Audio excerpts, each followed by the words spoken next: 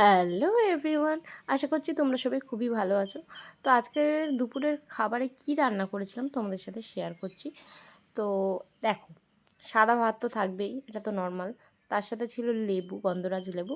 ওর সাথে ছিল আলু চোখা, একদম ঝাল ঝাল করে, একদম লঙ্কা আর হচ্ছে মানে শুকনো লঙ্কা আর কাঁচা পেঁয়াজ ভেজে মেখেছি বেশ ভালো করে কড়াইতে ফেলে আলুটা।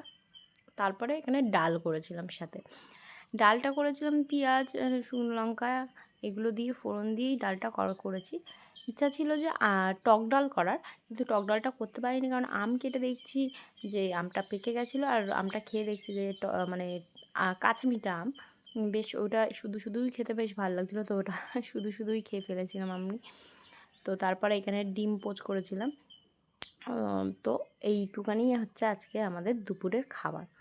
তো এই খাবারটা পেলে আমার মনে হয় না আর বাইরের খাবার লাগবে বা কিছু লাগবে। এই যে এই খাবারটা উফ, যেন অমৃত আমাদের কাছে। আর যাই হোক, তো আজকের জন্য এইটুখানি, টাটা।